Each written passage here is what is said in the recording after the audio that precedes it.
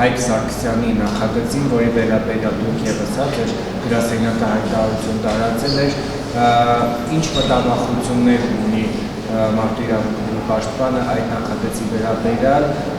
կարող եք մի քիչ ավելի մանրամասն ներկայացնել հանրությանը։ Նշեմ, որ ես իմ դիրքորոշումը նաև հրապարակային եմ ներկայացրել, ըստ էության, եթե մասնագիտական լեզվով ասելուրին եմ, պիտի ասեմ, որ ես մտահոգություններ ունեմ, որ այս նախագիծը խտրականության արգելքի սկզբունքի հետ կապված լուրջ խնդիրներ է պարունակում, իսկ հանրամատչելի լեզվով պիտի հատուկ արձանագրեմ, որ ես անթույլատրելի եւ անընդունելի եմ համարում սոցիալական ցանկացած շերտավորում մեր երկրում, որը կարող է կապված լինել այդ թվում սահմանադրությամբ սահմանված պարտականությունների հետ եւ չի կարելի երկրում այնպիսի իրավակարգավորումներ եւ այնպիսի մեխանիզմներ նախատեսել, որոնք կարող են մարդկանց համար առնվազն հանրային ընկալումների առումով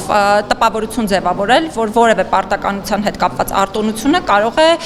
պայմանավորված լինել անձի գույքային դրությամբ, այսինքն գումար ունենալու կամ չունենալու հանգամանքով, եւ երկրորդ հանգամանքը, որը հիմա դարձյալ կուզենամ շեշտադրել, այն է, որ մենք բոլորս գիտենք, որ զինված ուժերում բավականին լայն տարածում ունեն ոչ կանոնադրային հարաբերությունները, ենթամշակույթին բնորոշ հարաբերությունները, եւ այս տեսանկյունից դարձյալ իմ մտահոգությունն այն է, որ ռիսկերը բավարար չափով գնահատված չեն եւ հաշվարկված չեն այդ հարաբերությունների խորացում ստեղծելու տեսանկյունից, բայց սա շատ հանրամատչելի լեզվով իրականում կարելի է շատ երկար խոսել այս նախագծային կարգավորումների առնչությամբ։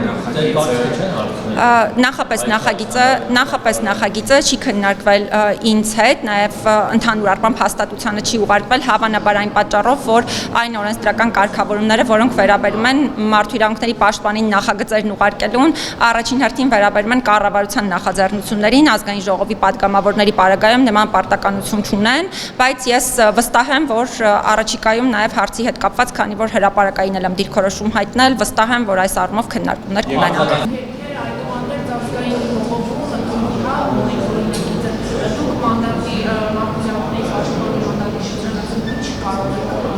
Առաջին հերթին սահմանադրական դատարան դիմելու հնարավորությունն է, որը միանշանակ, եթե իհարկե նախագծային կարգավորումները մեր կողմից դեռ ուսումնասիրության փուլում են, որովհետև շատ ավելի մեծ նախագիծ է, քան այն տրամաբանությունը, որը հանրային քննարկումների տեղիք է տվել, բայց միանշանակ, եթե ես համարեմ, որ նախագծային կարգավորումներում չեն լուծվում այն խնդիրները, որոնք ես ինքս տեսնում եմ, դիմելու եմ սահմանադրական դատարան, բայց այս պահին էլ հույս ունեմ, որ գործընկերները ըստ էության հաշվի կառնեն այն բոլոր դիտարկումները, որ ներկայացրել ենք եւ ըստ էության չենք ունենա այդ կարգավորումները։ Ինչ եք ասում, կներեք։ Փաշինյանը թույլ կտաց այս ինչ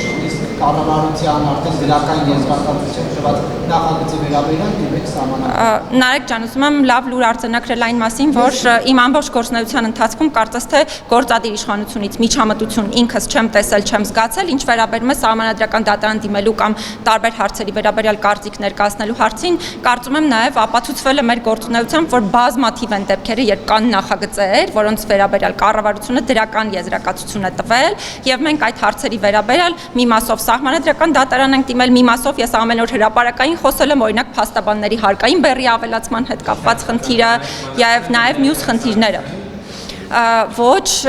կարծում եմ շատ սխալ մեկնաբանություն տվեցիք այս պարագայում, ըստ էության մենք գործ ունենք երևույթի հետ, որը վերաբերում է մարդու իրավունքների հետ կապված խնդրին։